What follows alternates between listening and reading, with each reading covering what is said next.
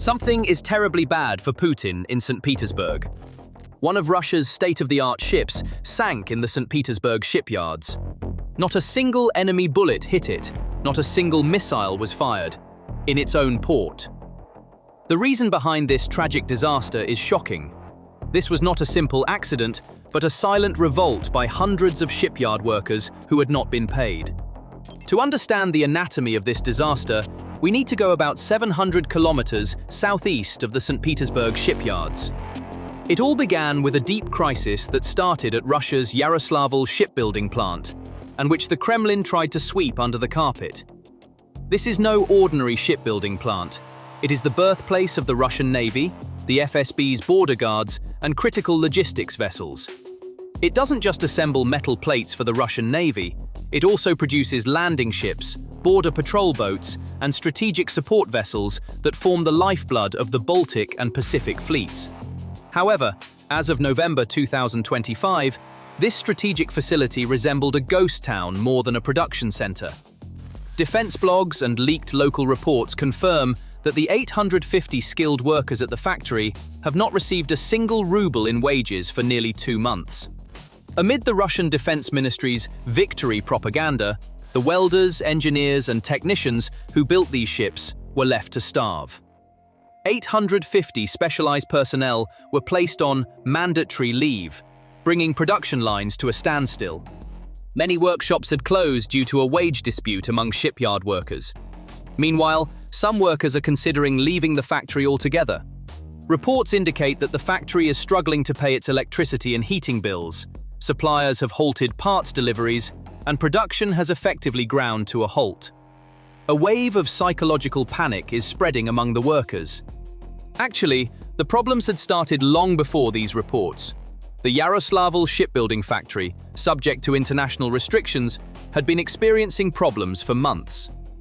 For months, there had been rumors at the giant shipyard, whispers of layoffs. All of them were harbingers of the catastrophic crisis in St. Petersburg. This financial crisis turned into a deadly chain reaction on the ground. The Kapitan Ushakov tugboat was waiting at the Baltic shipyard dock in St. Petersburg for final outfitting. When the ship was brought from Yaroslavl to St. Petersburg by river, it was actually unfinished. However, there is a critical detail. Baltic shipyard officials confirmed that the work on the ship was carried out by teams from the Yaroslavl shipbuilding factory itself. Specialist teams were working at the Kanersky Island facility in St. Petersburg. It was at this very point that the incident turned into a colossal disaster. According to information leaked by a worker and confirmed by the UK Defence Journal, the collapse of morale at the shipyard had completely destroyed the quality control processes.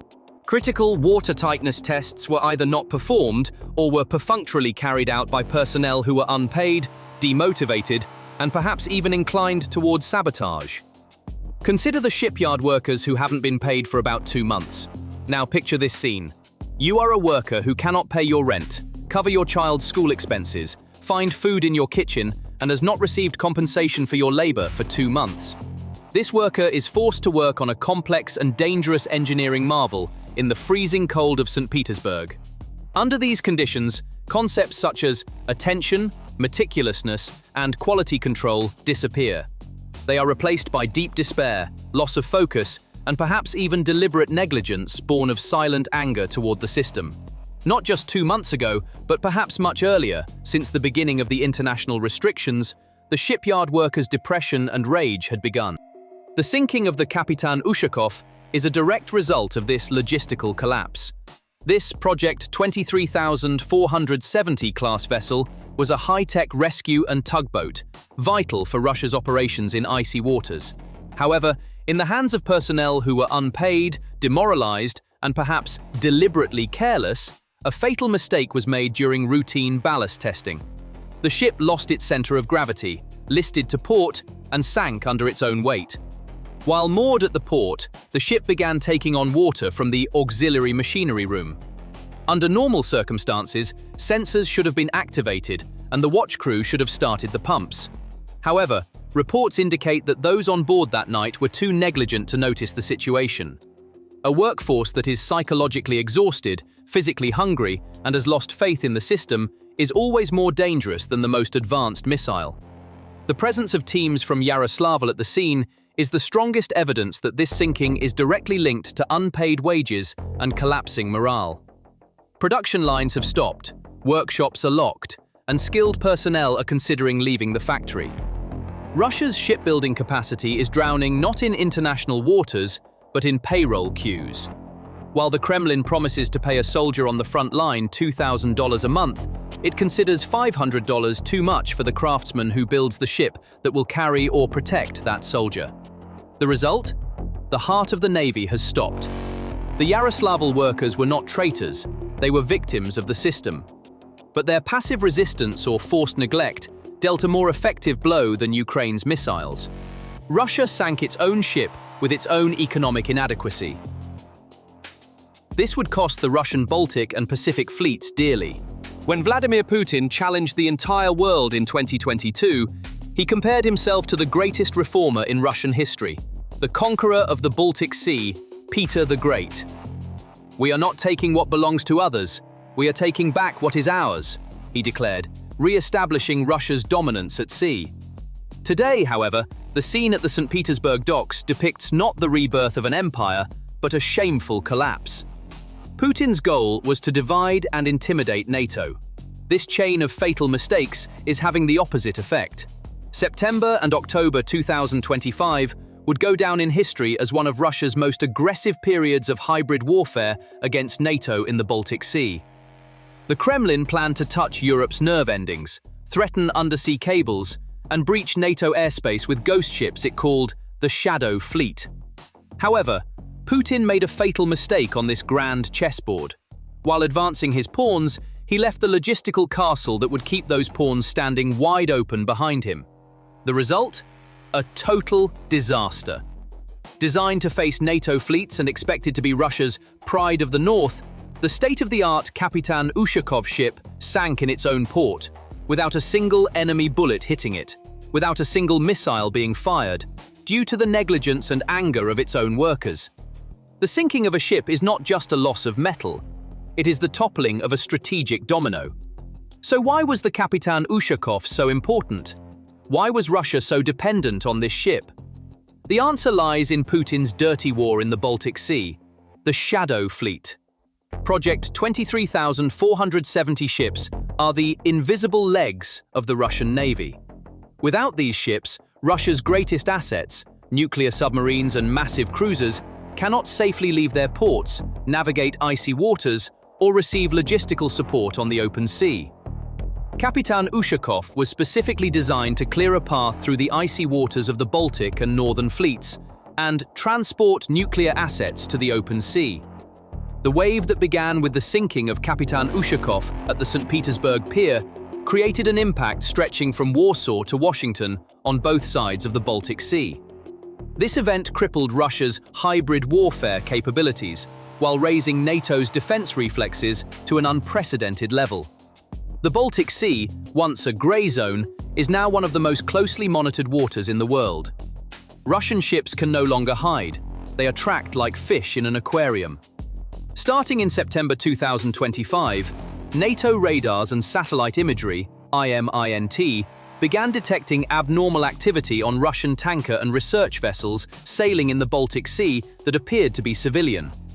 Although these ships appeared to be carrying oil or grain in official records, they had actually been converted into military platforms, modern-day Trojan horses. So, what happens if a Russian civilian ship, equipped with UAV launchers or intelligence equipment, experiences engine failure off the coast of Sweden? Russia won't be able to tow it away with its modern ships. The ship will drift and may even enter the territorial waters of a NATO country. At that point, keeping the secret inside that ship will become impossible. With this fatal mistake, Russia sank its own operational security at the dock. On the other hand, Russia was engaging in a kind of floating nuclear bomb blackmail by circulating damaged ships loaded with ammonium nitrate, such as the Ruby, along European coasts. The aim was to intimidate Europe.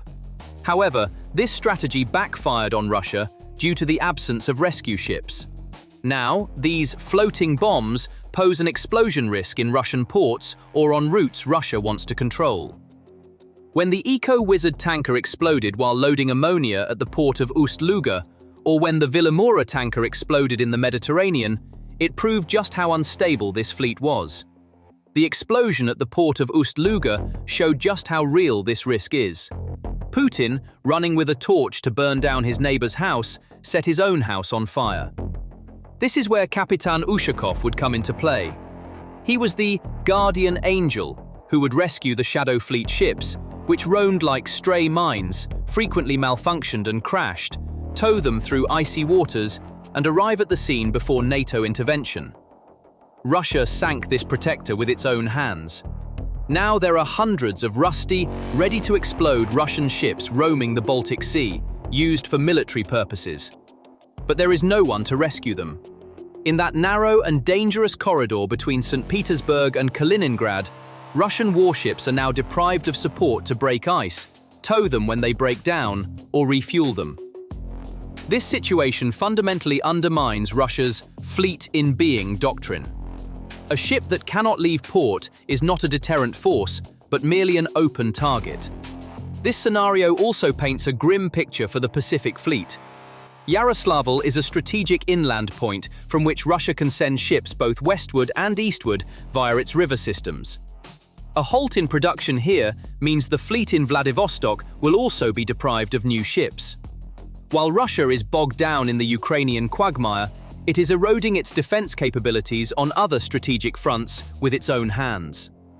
Vladimir Putin's greatest fear has come true.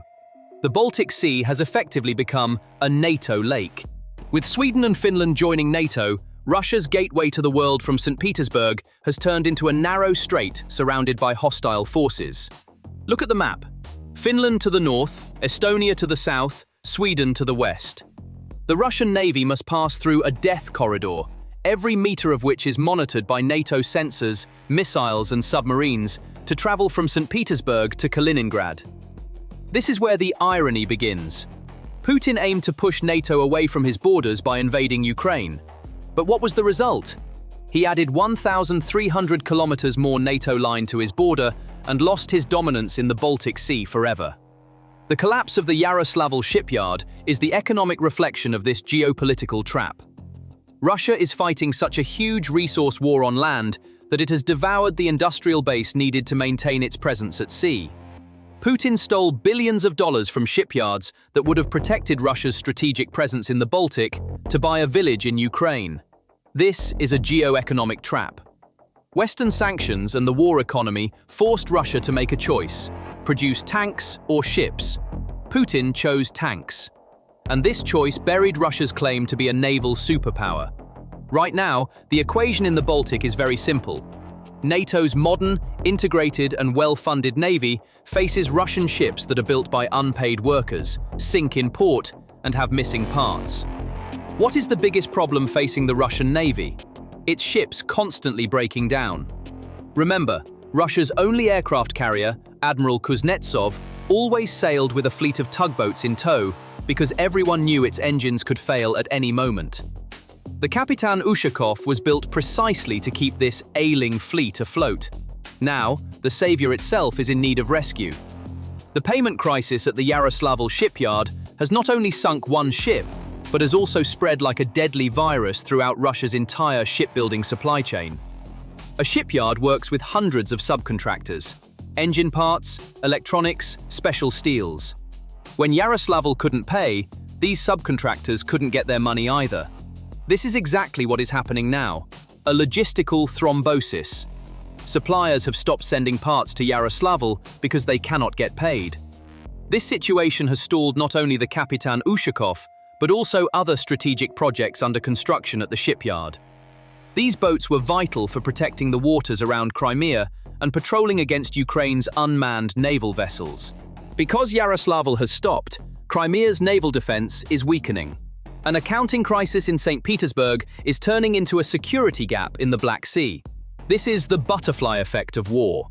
This incident proves that the quality control mechanism in Russian military production has completely collapsed. A worker who doesn't get paid doesn't just slow down his work, he does it badly. The sinking of the Kapitan Ushakov is the most visible proof of this silent sabotage in Russian industry. Now, Russian generals must face this terrible question. Were the other ships, tanks, or missiles we received produced in the same way? Was the worker who tightened those screws hungry too? Was the engineer who assembled that missile also angry at the state? This doubt is cancer for an army. A soldier who does not trust his own weapon cannot fight. The famine in Yaroslavl has sown the seeds of technological insecurity within the Russian army. The sinking of a ship is a loss of metal, but the sinking of an army's confidence in its own industry is a total defeat.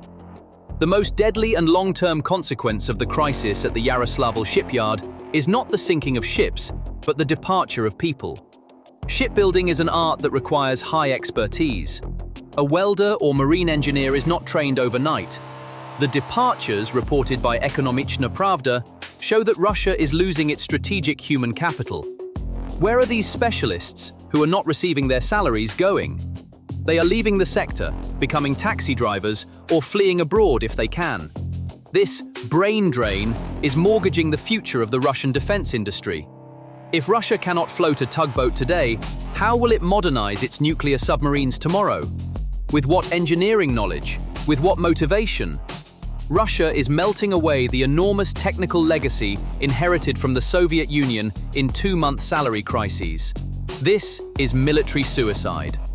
While trying to stop the Ukrainian army, the Kremlin has halted its own production line. And when an empire can no longer even float its own ships, the empire's downfall is only a matter of time. Along with that ship, Putin's superpower dreams have also been sunk in the cold waters of the Baltic. What's next to sink isn't just a tugboat, but the Kremlin's very capacity to wage war. So, what do you think about this? Please share your thoughts in the comments. To stay updated on new videos, please subscribe to our channel and don't forget to turn on notifications. Thank you for choosing us.